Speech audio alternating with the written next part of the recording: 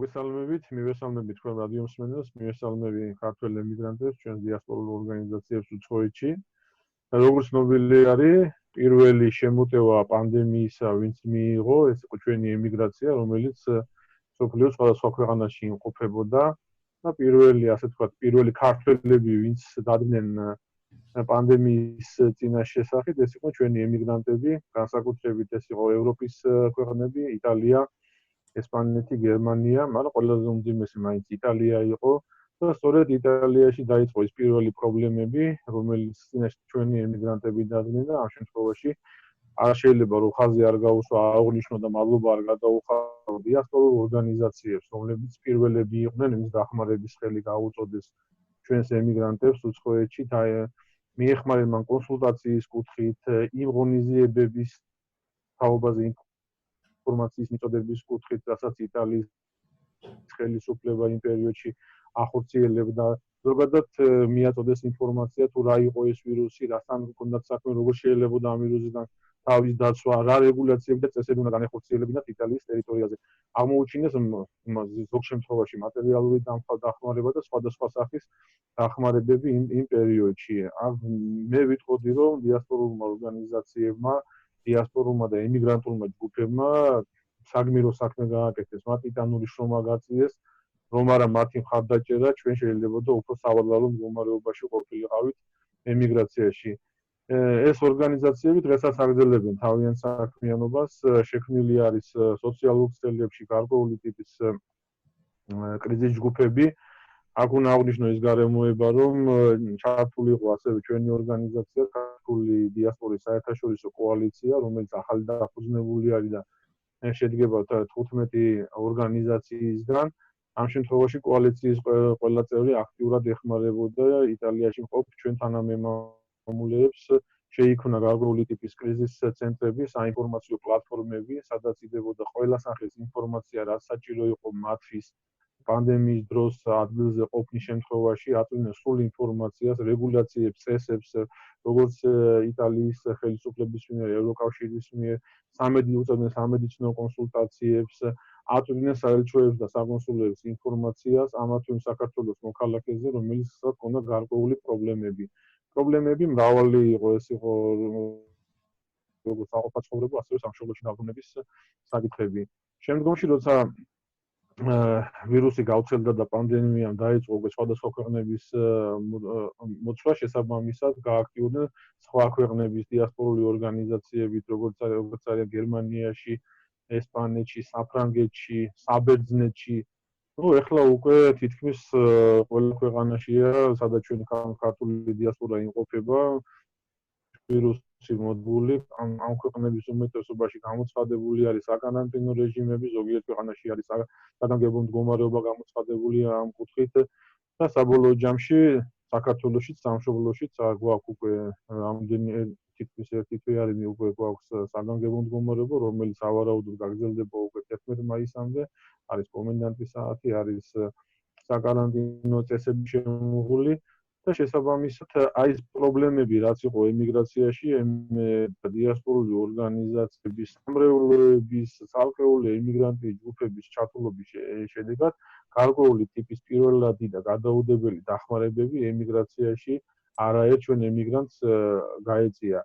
შესაბამისად თითოეული ეს ჯგუფი, ორგანიზაცია შესაბამის ინფორმაციას აწვდიდა საქართველოს საელჩოებს და საკონსულოებს იქ არსებული მდგომარეობის შესახებ და დღეს შეიძლება ითქვას, რომ გარკვეული ტიპის დახმარებას საგარეო საქმეთა სამინისტრო ახორციელებს. ეს იყო ძირითადად სამშობლოში დაბრუნების საკითხი, ანუ სპეციალური რეისების მეშვეობით საქართველოს მოქალაქეები, რომლებიც უცხოეთში იმყოფებიან და სურვილი აქვს სამშობლოში დაბრუნდეს, მათი ჩამოყვანა. და დღეს დაიდო ახალი ინფორმაცია, თანამშრომლობა გაფორმდა სუპერმარკეტების ქსელთან, სპართან და ეს როგორც მოგეხსენებათ არის საერთაშორისო კომერციული სუპერმარკეტების ქსელი, რომელიც არის 20 ქვეყანაში და იმ ქვეყნებში, სადაც არის განთავსებული სპარის მაღაზიები, გარკვეული ვაუჩერების შედეგად საქართველოს მოქალაქეებს, ვისაც აქვს პრობლემები საკუთრთან დაკავშირებით, შეიძლება მიიღონ ამ ტიპის დახმარება. სხვა ტიპის დახმარებები, როგორიც არის პრობლემები, რომელიც დაუდგა განსაკუთრებით არალეგალურ და ლეგალური სტატუსის არ მქონე ემიგრაციას. პირველ რიგში ის მოხდა, რომ მათი გარკვეული ნაწილი დარჩა უმშევარი, შესაძლოა მათი დიდი ნაწილი არის შინამოსამსახურე, შესაბამისად ადგილზე დამქირავებლების მიერ მოხდა მათთან სრომითი ურთიერთობის გაწყვეტა. იმის გამო, რომ მათ არ ქონდათ ლეგალური სტატუსი, გამოიწვია გარკვეული სოციალური ხასიათის პრობლემები მათ მიმართ. ეს არის საცხოვრებელი სახელი, ეს არის საკვების მიღების საკითხი და შესაბამისად ფაქტობრივად ითქვას, რომ არაერთი ჩვენი მოქალაქე დარჩა რეაქციის ქვეშ უცხო ქვეყანაში. აი ეს პრობლემები იყო ძირითადად იმ პერიოდში, რასაც დიასპორული ორგანიზაციები და ჩვენი კოალიციის წევრი ორგანიზაციები ადგილზე აგვარებდნენ. ანუ ზალ, თქვენ ძალიან ზუსტად აღწერეთ სიტუაცია, რომელიც იყო შექმნილი საწყის ეტაპზე. რა მდგომარეობაც არის დღეს და რამდენადაც ხა თქვენ თვითონ ახსენეთ საგარეო საქმეთა სამინისტრო ძალიან ბევრი კითხვა იყო გამოწვეული აი ამ ბილეთებთან, თვითმფრინავის ბილეთებთან დაკავშირებით. ძალიან ბევრი კითხვა იყო გამოწვეული თვითონ რაოდენობაზე, რამდენი კაცი ჩამოიყვანეს იქ, ვრცელდება ციფრები 5000-დან და მეტი. მერტმა გავუმოჯოთ, მაგაზე არ არის საუბარი, კი ბატონო, ჩამოყავთ ეხმარებიან, მაგრამ ეს დახმარება ცოტა დაგვიანებული ხო არ იყო? პირველი ეტაპის დახმარებებთან დაკავშირებით მინდა მე დაველაპარაკო. ამ შემთხვევაში უნდა დაგეთანხმოთ იქიდან გამომდინარე, რომ ჩემის აზრით საგარეო საქმეთა სამინისტრო დახმარება ამ მიმართულებით ამ კუთხით დაგვიანებული იყო, მათ შეეძლოთ უფრო აქტიურად ემუქმედათ თავიდანვე და ემიგრაციის ნაწილი, ანუ ჩვენსენია საქართველოს მოქალაქეები არ დამდგარებდნენ ამ პრობლემის წინაშე. ეს უნდა გათვლილიყო თავის დროზე, ესეთი სურათი თავიდანვე იხატებოდა, ეს კონტურები ჩანდა, რომ ეს პრობლემები თავს იჩენდნენ ემიგრაციაში.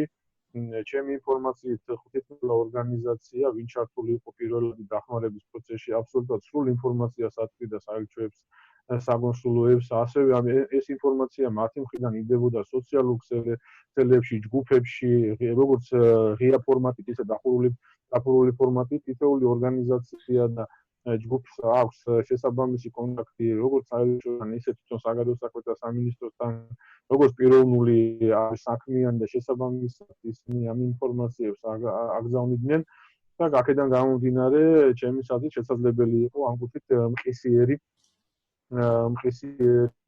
მოქმედება ყოფილიყო. მეცაც გეტყვით, ჩვენ ამის შესახებ ქართული დიასპორის საერთაშორისო კოალიციამ მივწერეთ საკოორდინაციო საბჭოსაც, მივწერეთ საგარეო საქმეთა სამინისტროსაც, მივწერეთ აი მაგ საკითხზე მინდოდა გადასვლა.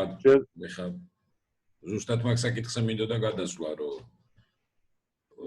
რა ხდება შემდეგ? კარგით დავეხმარეთ იქ, კარგით ჩამოვიყვანეთ საქართველოში. ნაწილს ვერ დავეხმარეთ და დაგვრჩა იქ. რა ხდება შემდეგ? რა ხდება აქა? მე ვიცი თქვენ ეს კი ბატონო, აი დღეს მაგალითად ძალიან კონკრეტული შემთხვევას გეტყვით, რომელიც დღეს ხდება. მაგალითისთვის, დღეს იწყება უკვე გადახდები უნივერსიტეტებმა, სპასიანმა უნივერსიტეტებმა უკვე დაიწყეს გადახდების მოთხოვნა სტუდენტებზე. არცად არ მსმენია მის რამე მოგვარების საკითხი. ან როგორ ხდება, ან როგორ მოხდება, იმიტომ რომ თქვენ კარგად მოგეხსენებათ, რომ ეს სტუდენტები ძალიან ბევრი ამ გადახდის წყარო იყო უცხოეთში მომუშავე მისი დედა, მამა, ბებია და ასე შემდეგ. ამაზე დამასწარეთ შეკითხვა. ერთ-ერთი რეკომენდაცია, რომელიც ჩვენ გაუგზავნეთ საკოორდინაციო საბჭოს და მთავრობას, ერთ-ერთი ჩვენი რეკომენდაცია ეხებოდა სტუდენტებს.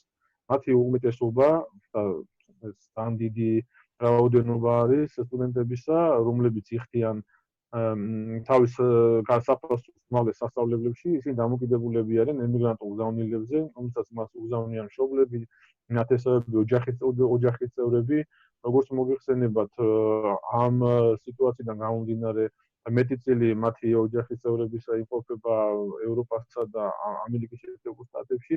შესაბამისად, იქ გადარიცხვის პრობლემა დადგა.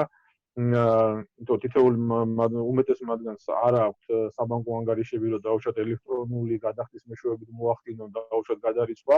აუცილებელია ფიზიკურად მივიდეს მაგალითად სტაფის გზავნილების რომელიმე დაწესებულება ორგანიზაციაში და იქ მოახდინოს ფიზიკურად თანხის გადარიცხვა. ძალიან ბევრ ქვეყანაში ეს შეუძლებელია, იმიტომ რომ გადაადგილების პრობლემა არის ელემენტარულად და ადგილზე მისვლის პრობლემა არის. აქედან გამომდინარე, ერთ-ერთი რეკომენდაცია ჩვენი ეს ორგანიზაციის იყო, რომ ამ კატეგორიის მოქალაქეებს, საქართველოს მოქალაქეებზე, ამ სტუდენტებზე ყოფილიყო გარკვეული გადავადების საკითხი და არ ყოფილიყო დამდგარი მოთხოვნა, რომ ეხლა და ამ წუთას მოხდარიყო ამ თანხის გადახდა, იმიტომ მით უმეტეს ქვეყანაში საგანგებო მდგომარეობაა და ეს თავისუფლად შეიძლება სამართლებრივი კუთხით ჩაითვალოს როგორც ფორს მაჟორი. გამოცხადებული არის კარანტინა, შეზღუდული არის გადაადგილება და არის კომენდანტის საათი. აქედან გამომდინარე, ამის გაკეთება არაფერს სირთულეს არ წარმოადგენდა, მით უმეტეს უმაღლესი სასწავლებლების საჯარო სამართლის იურიდიული სახელმწიფოს მიერ არის ეს უმაღლესი სასწავლებლები, ეს გარემოებები შეიძლება იქნებულიყო და გამონახულიყო მექანიზმები, რომ ეს არ დაწოლოდათ ამ სტუდენტებს, ასე ვთქვათ, დავალიანებად, რაც გამოიწვია სხვა დამატებით დაუშვათ არასაფინანსო, არამედ სხვა ადმინისტრაციულ შეზღუდვებს. ეს იყო ერთ-ერთი ჩვენი მოთხოვნა. ამას გარდა ძალიან კაი შეკითხვა არის იქიდან გამომდინარე, რომ ეს ემიგრანტების სამშობლოში რა ხდება, როგორ ხდება მათი ინტეგრაციისა. როგორც მოგეხსენებათ, ისინი აწლეულებია ცხოვრობდნენ უცხო გარემოში, უცხო ქვეყანაში, ისინი აგზავნიდნენ ფულს და ეხმარებოდნენ ოჯახს. ისინი ბრუნდებიან სამშობლოში და საჭიროა გარკვეული ტიპის პროცესი წარმართვა, ეს ეხება არა მარტო დაუშვათ იქ დასაქმებას, არამედ ეს ეხება ჯანმრთელობას, ფსიქოლოგიურ საკითხებს, გარკვეული საქმიანობის დაწყებას და შესაბამისად ეს მიმართულებები, რა თქმა უნდა, ეს მექანიზმები მზად უნდა იყოს, რომ ამდენმა შეძლონ თუნდაც ამ პერიოდში, ამ პერიოდის დასრულების შემდეგ რეინტეგრაციის განხორციელება ქვეყანაში. ანუ ზალო, ერთი განათლების სისტემას დაუბრუნდეთ ისევ თუ შეიძლება, იგივე სტუდენტებზე როცა ვლაპარაკობთ. ბოლო თვენახევარი არის ხო სტუდენტები არ დადიან უნივერსიტეტებში, ესე იგი მიდის დისტანციური სწავლება, ხო რამდენადაც მე ვიცი. ამ უნივერსიტეტებმა საკმაოდ დიდი თანხები დაზოგეს მე რამდენადაც ხვდები ამ პერიოდში, ანუ წინა წლის მიღებული სახელმწიფო იმიდან, დაფინანსების წილიდან, იმიტომ რომ მათ არ ეხარჯებოდათ გათხოვვა, მათ არ ეხარჯებოდათ ენერგომატარებლები, მათ არ ეხარჯებოდათ ქაღალდი, კეტრიჯი და ასე შემდეგ. იმიტომ რომ სტუდენტი ფიზიკურად არ დადის უნივერსიტეტში. ეხლა დღეს თანხების მოთხოვნა სტუდენტებისაგან მე ცოტა არაკორექტულად მიმარჩნია და ოჯახებისაგან და კარგი იქნება თუ ამაშიც სახელმწიფო ჩაერევა და ისე მოაგვარებენ ამ საკითხს იმის რა ქვია სამინისტრო ისე მოაგვარებს ამ საკითხს რომ რაღაც პერიოდი მისცენა გადაუვადონ ან საერთოდ უნდა გაანთავისუფლონ მე თუ მკითხავთ იმისაგან იმ გადასახადისაგან რომელსაც ქვია გრანტის ის ნაწილი რომელსაც იხდის თვითონ სტუდენტი, იმიტომ რომ დიდ ნაწილს ხო სახელმწიფო ისედაც იხდის საბიუჯეტო ორგანიზაციის კერძოს იმაში, სადაც მოიპოვა გრანტი სტუდენტმა. აბსოლუტურად გეთანხმებით, სროლის შენიშვნა არის, ხა თქვენ რეალურად შემოგთავაზეთ უკვე გარკვეული ტიპის მექანიზმი.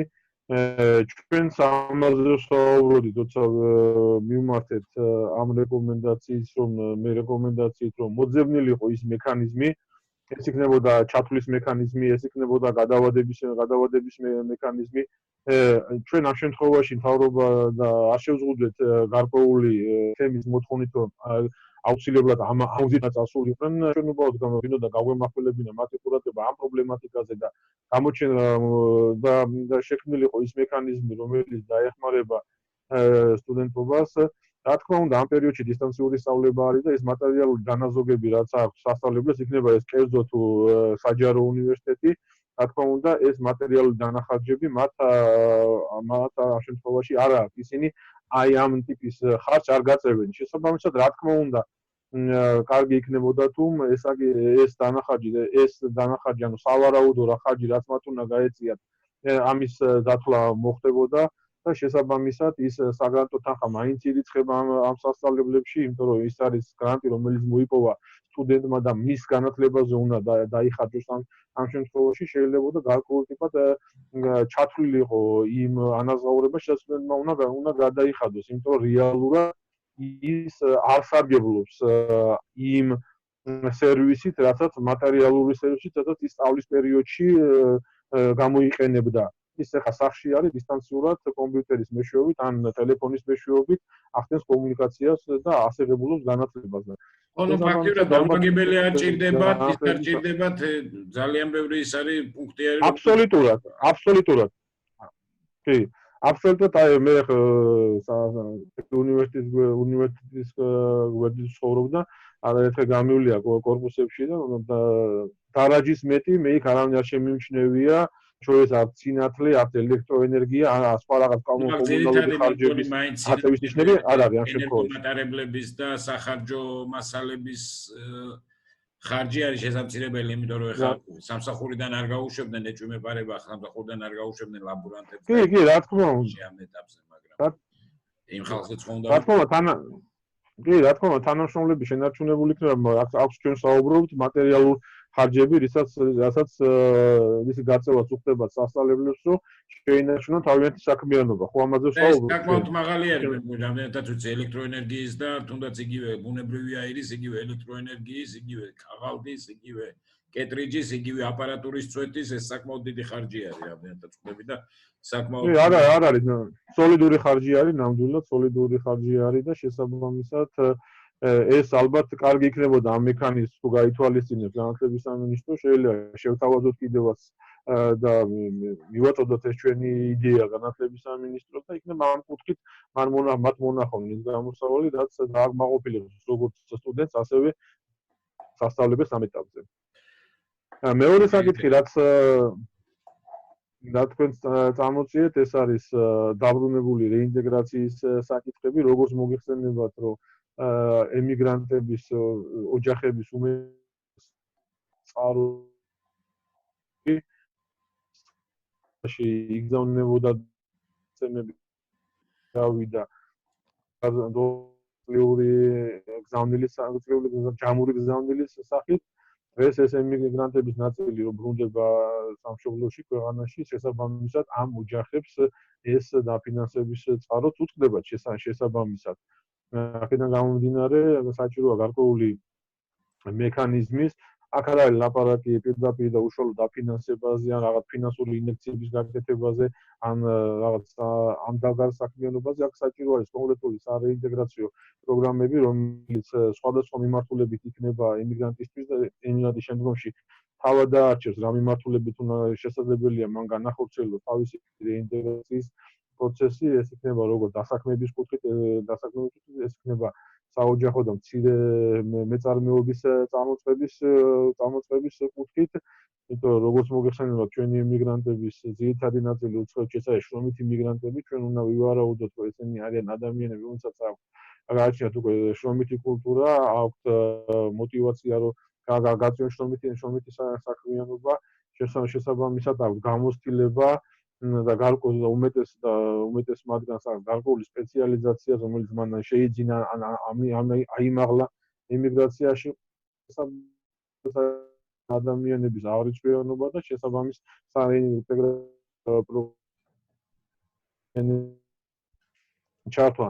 ჩვენი ერთ-ერთი რეკომენდაცია იყო, რომ ამ კუთხით დაფინანსება გამოყოფილიყო იმ ფონდიდან, რომელთან და უკვე სოლიდური თანხა წარმოადგენს იქ გადარიცხებები ქართული ბიზნესის მიერ. ვფიქრობთ, რომ გარკვეული ნაწილი ამ თანხისა თუ საოჯახო და მცირე ან საინვესტიციო პროექტების დაფინანსებისთვის ეს გარკვეულად ხელშეუწყობს ქვეყნის ეკონომიკასაც. ახლა ნათელია უკვე რომ იმპორტზე დამოკიდებული სახელმწიფოსთვის გარკვეული პრობლემები დადგა გარკვეული ცოტა სასურსათო და სხვა გრძელვადიანი ტიპის პერსპექტივაა ბატონო ზალ, მაგრამ აი ხა მოკლევადიან პერსპექტივაზე მე მახსოვს იმ მიმართვაში ჩვენ სახელმწიფოსთან ისიც გავაჟღერეთ, რომ თუნდაც დღეს ვიცი მე რომ დაბრუნდნენ ადამიანები უკან, ვინც დააბრუნეს უბრალოდ საგარეო საქმეთა სამინისტრომ როგორც ასეთი დააბრუნა უკან საქართველოს მოქალაქეები, რომლებმაც სოციალური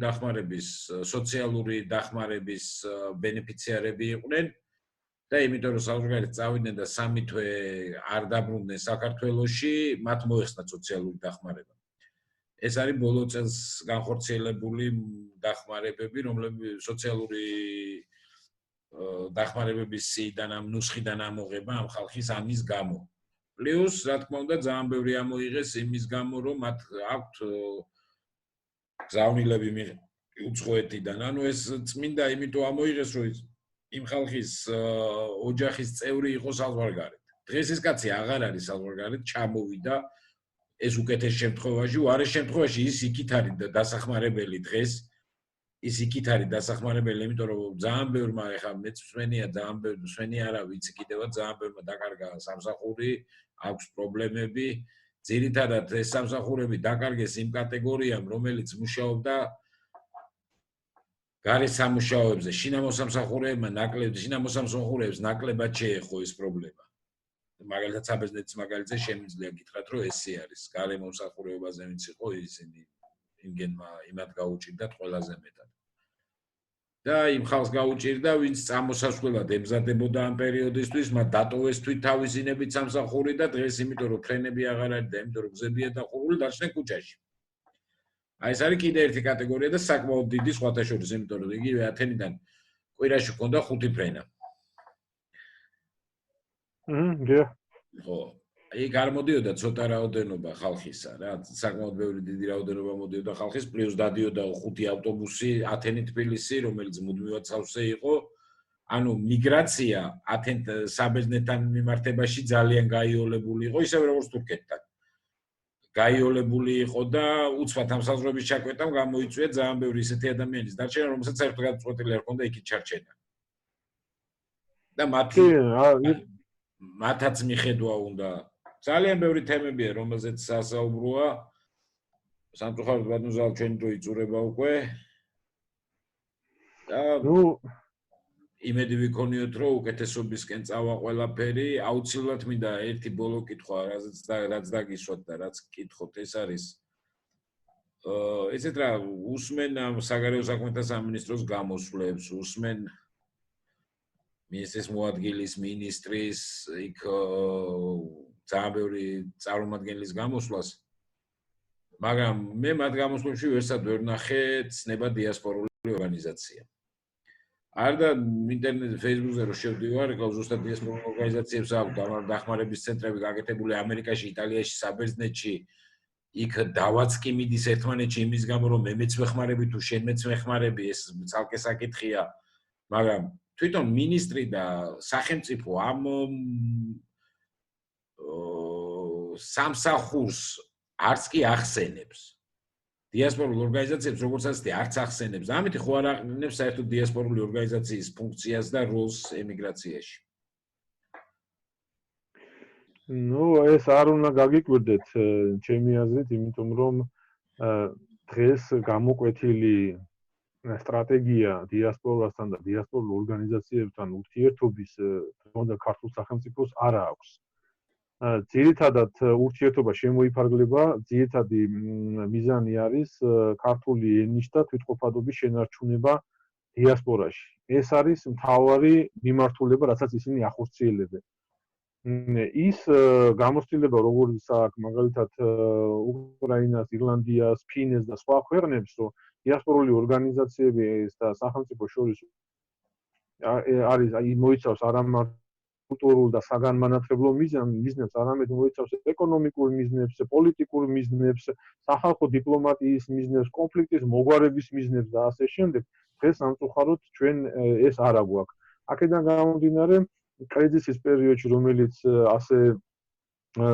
წარმოიშვა მთელ სოფლიოში, ეს იყო ერთ-ერთი კაი ტესტი გარკვეულწილად ამ ურთიერთობისა და მე ჩემს შესავალში აღვნიშნე, რომ პირველი ვინც ემიგრაციასთან დასახმარებლად ემიგრანტებთან პირველი ხელი ვინც გაუწოდა ეს იყო დიასპორული ორგანიზაცია და ემიგრანტული ჯგუფები შესაბამისად ისინი არიან ადგილზე ის ორგანიზაციები რომლებიც ფლობენ სიტუაციას აქვს კომუნიკაცია ადგილობრივ ხელისუფლებასთან აქვს მოქმედების უფრო მეტი თავისუფლება და უფრო მეტი შესაძლებლობა სამწუხაროდ ეს ურთიერთკავშირი და ეს თანამშრომლობა რომელიც დღეს აუცილებელი სახელმწიფოს განვითარებისთვის ორგანიზაციებთან დღეს ეს არ არის და ალბათ ამ კრიზისის შემდგომ ქართული სახელმწიფო დაფიქსირება თუ რა ტიპის ურთიერთობა უნდა აწყოს დიასპორულ ორგანიზაციებთან და რა შეიძლება იყოს დიასპორული ორგანიზაცია მათთვის სახელმწიფოთვის როგორც მხარდაჭერის ერთ-ერთი მექანიზმი ასევე ლობისტი უცხოეთში და ეკონომიკური ინვესტორიც კი აქედან გამომდინარე თქვენი შენიშვნა აბსოლუტურად და თქვენი დაკვირვება სწორი არის მე უბრალოდ ვიტყვი რომ აი ხანდახან ჩამონათვალში ბოლოს თუ 1-2 სიტყვით იტყვიან რაღაცას დიასპორულ ორგანიზაციებთან ერთადაც ყველა ვინც მადლობას უძღვნის ემიგრაციისთვის გაწეული მხარდაჭერისთვის ვინმეს სხვა ინსტიტუციები არის და სხვა ორგანიზაციებზე მიდის საუბარი და სადღაც ბოლოში 1-2 სიტყვით ასე ვთქვათ მოიხსენიებენ დიასპორულ ორგანიზაციას. თუმცა სამწუხაროდ მე შემიძლია რომ საგარეო საქმეთა მინისტრი არ ამახვილებს, არ აკეთებს აქცენტს დიასპორულ ორგანიზაციების ჩართულობას და მათ მონაწილეობას საელჩოების და საკონსულოების ხარდასაჭერად. კრიზისული ცენტრები, რომელზეც თქვენ ვისაუბრეთ, შექმნილია დიასპორული ორგანიზაციების მიერ და ყველა იმ ქვეყანაში, სადაც განზაფრებული კრიზისული სიტუაცია იყო, არაერთი დიასპორული ორგანიზაცია იყო ჩართული და არაერთი დიასპორული ორგანიზაციის მიერ არის შექმნილი ეს კრიზისის ცენტრები. ისინი როგორც ამ კრიზისის ცენტრების ფორმატში ახორციელებენ დახმარებას, ასევე საკუთარი ორგანიზაციის ფარგლებშიც ახორციელებენ დახმარებას. ეს ეხება არა მარტო ევროპას, ძალიან აქტიური არის უკრაინის დიასპორა და დიასპორული ორგანიზაციები ძალიან აქტიური არის და გააქტიურდა ძალიან რუსეთი, იმიტომ რომ იქაც უკვე დაიწყო სერიოზულად ამ საკითხებთან მიმართებაში საქმიანობა სახელმწიფო და პრობლემები იქაც მატულობს. აღარ ვსაუბრობ ამერიკაზე, სადაც თვითონ დიასპორული ორგანიზაციების ხელმძღვანელები პირადად ჩართულები არიან უშუალოდ ყველა ამ საქმიანობაში და მე შემიძლია თამამად თქვა, რომ ის რაც ემიგრაციაში ამ კრიზისის პერიოდში, ამ პანდემიის დროს, ამ ვირუსის გავრცელების პერიოდში გააკეთეს დიასპორულმა ორგანიზაციებმა და მათმა ხელმძღვანელებმა ეს გმირობის ტოლფასი არის, აღფრთოვანებას იწევს და ჩვენ თამამად შეიძლება ვთქვათ, რომ ისინი ჩვენი დროის გმირები არიან. მე არავის არ გამოვყოფ ამ შემთხვევაში, რომ ვინმე არ გამოუჩეს, იმიტომ რომ ყველა გმირია და ყველა საპატივცემულო არის ჩემი ხედავთ ის ადამიანები, მათ დიდი შრომა გაწიეს და ეხლა დღესდღეობით აი ჩვენ როცა ვსაუბრობთ, თითოეული მათგანი აკეთებს თავის სამუშაოს, რამდენადაც დაეხმაროს ჩვენს ემიგრაციაში. ჩვენ შევთავაზეთ საკოორდინაციო საბჭოს, რომ ყოფილიყო ონლაინ ჩართვა დიასპორული ორგანიზაციის ხელმძღვანელებთან. დღევანდელი ტექნოლოგია იძლევა ამის საშუალებას და ამიტომ ეს არაფერს სირთულეს არ წარმოადგენს ჩვენი თვალსაზრისით.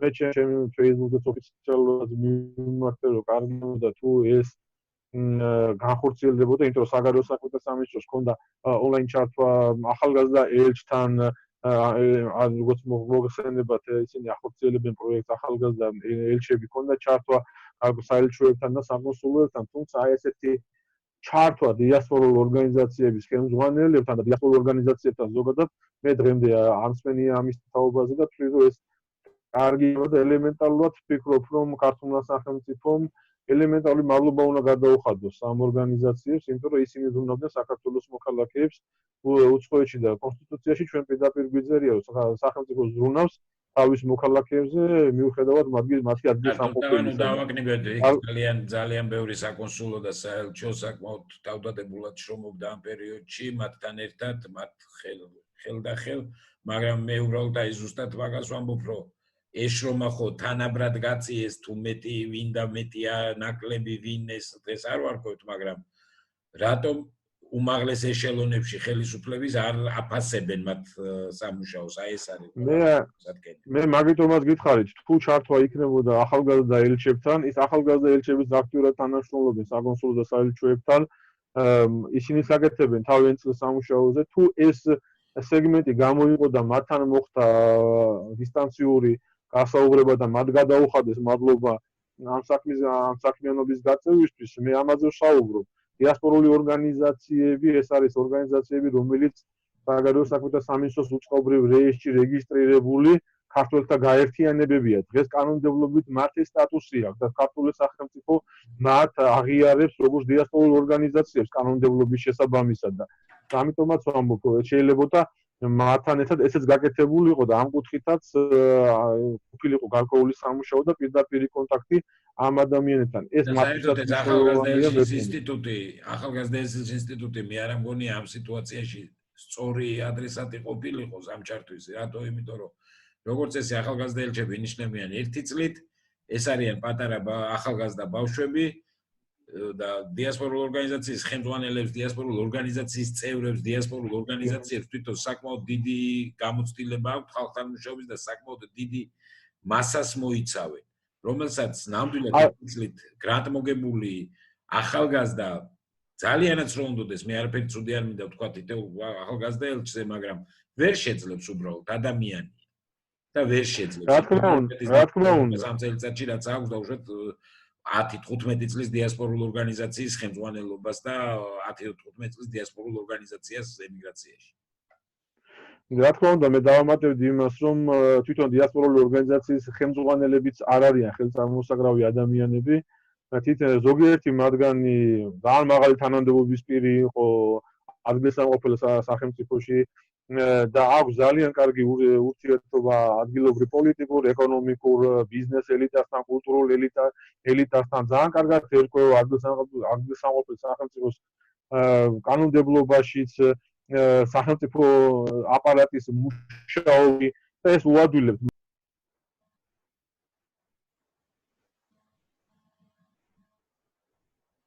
განზალ ხმაგაცნა. ხო, უადვილებს მათ თავის საქმიანობაში. ამიტომ მე სამიანები ანგარის გასაწევი და მე ვფიქრობ, რომ ეს ადამიანები იმედია გავაგრძელებთ ჩვენ საუბრებს. კარგად ზამთრობთ. დიდი მადლობა. კარგად ზამთრობთ. თვითონ იმედია გემშვიდობებად მომავალ შეხვედრამდე.